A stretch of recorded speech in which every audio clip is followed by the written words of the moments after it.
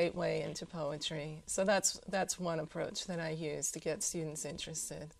I just, we have a few more minutes, but I just wanted to ask you, you mentioned Jack Kerouac. Can you tell the audience and the rest of us all of the efforts and what's going to be happening surrounding Jack Kerouac? Well, of course, Jack Kerouac is our most famous Lowell native, and 2007 will be the 50th anniversary of the publication of On the Road, his most famous novel. And we're lucky enough in the city of Lowell to be hosting an exhibit of his manuscript of On the Road. What makes that special is that he wrote it on taped-together sheets of tracing paper and created a scroll. So the document that we'll be exhibiting at the Boot Gallery downtown is 120 feet long. It's a single paragraph that he typed on a manual typewriter. And we won't have the whole document on display. Too bad, right? We need a football field for that. But we'll have part of it on display, and it'll just be fascinating to have this manuscript written by our own great local author coming back home to Lowell. Awesome. So next summer. Okay, that's terrific. We'll make sure that we stay tuned. We've just about run out of time, but I want to thank you very much for joining us. Thank you very much, Michelle. And please stay tuned because we are actually going to be visiting the Pollard Library and check out some more about local authors. And I want to extend our thanks to our another special guest, Dr. Hilary Holliday from the English Department at the University of Massachusetts Lowell. Thank you. Yeah. Hi, welcome back to Eye on You. I'm Cassie Robico, and I'll be hosting this segment along with UMass Lowell student John Ogden. And today we're going to be talking to renowned author Dave Daniel. Dave is also an English teacher at the Lowell Middlesex Academy Charter School and a UMass Lowell professor teaching popular fiction. Welcome to the show. Thank you. Great to be here. We have a lot to talk about in a small amount of time, so I'd like to start off with what I find most interesting, and that's where it all began. Who inspired you? At what age did you realize that writing was going to be an important part of your life? I think it is a good question. I think my mother was probably the biggest inspiration. Not that she was a writer, but she always had books around. And I grew up surrounded by, Jane Eyre, Wuthering Heights, stories of Poe. And so early on, I had a real interest more in the lives of writers. It seemed to me that would be a cool thing to be a writer. But, when I was growing up, it didn't seem it was a possible scenario to become a writer. It was pretty much something that, other people did, and they were all dead, and their books were on library shelves. But eventually you get to a point where you start experimenting yourself. And I wrote a whole bunch of short stories, probably when I was in my mid-teens, right in through high school.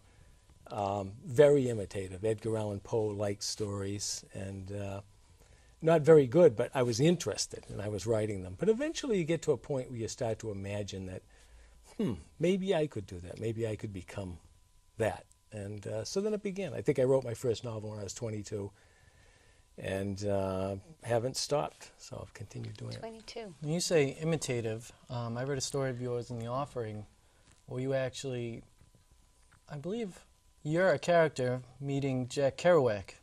Right. As a homeless man.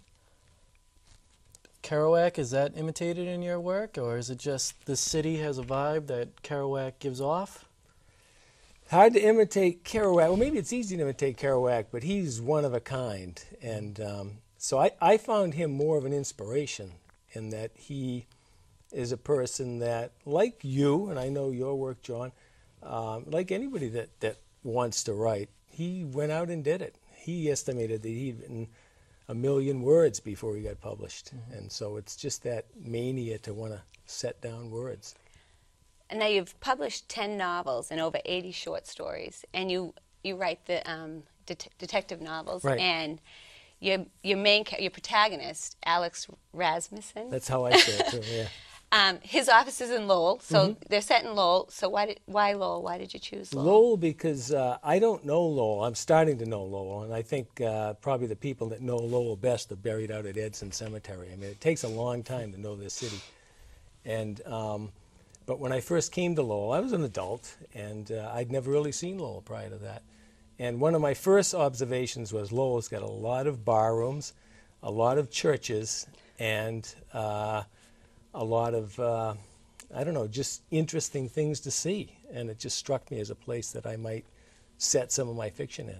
And I wasn't writing crime fiction at that point. I'd written a number of other things, some literary fiction, some, I guess you'd say, spy fiction, a variety of different horror.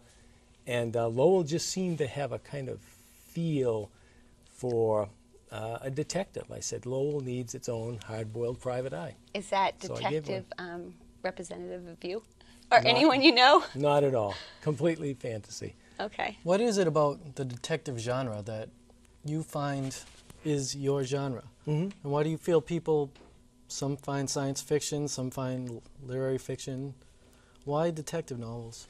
I don't know. I think it's got something to do with that search for the truth, that quest to discover things, to uncover things. In one of the Alex Rasmussen novels, his journey takes him over to Harvard. He meets this woman that works over in alumni affairs at Harvard. And he goes over and he notes that the motto at Harvard College is Veritas, truth. And I guess back in the day, in the 1600s, when the college was founded, it was actually Via Veritas Vita, the way, the truth, and the life, which is sort of a Christian idea, the way to salvation. God is the way, the truth, and the life. They shortened it later to just Veritas, truth.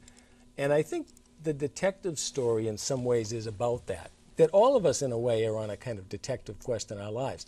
We're all looking for meaning. We're looking to try to understand what it all is about, who should we end up with, what should we do for work. And it's this quest that we're all on. And in a way, the detective story is a kind of metaphor for that. And it makes perfect sense in the end. Things add up. Good tends to triumph over bad. And Is that always the case in life, though? in real life, no.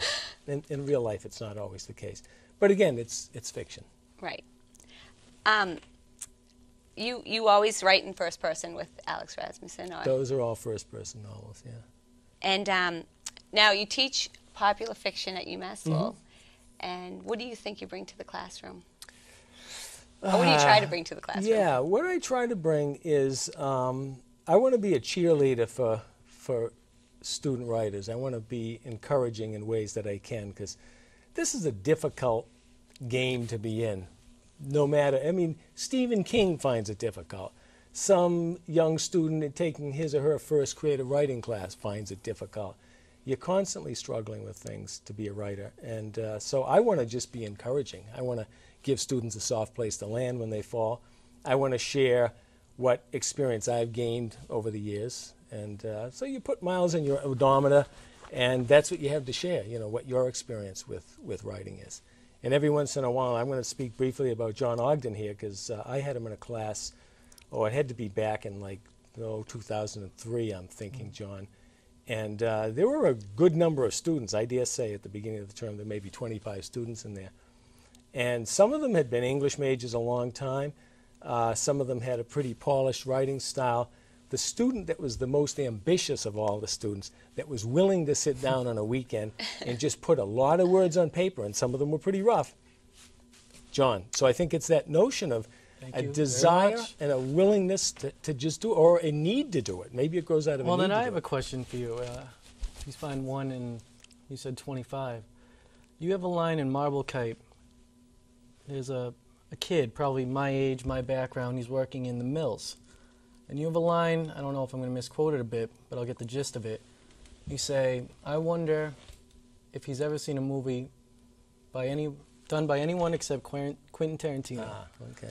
Do you really feel like the younger generation has kind of dumbed it down a bit, or is that a shot to hope that we'll I think look at some more stuff? I think every young generation, and I was young once too, the old guy says, is naive, is young. I mean, I was the generation in the 60s that naively believed that by flashing the peace sign and walking around with love beads that we could end a war.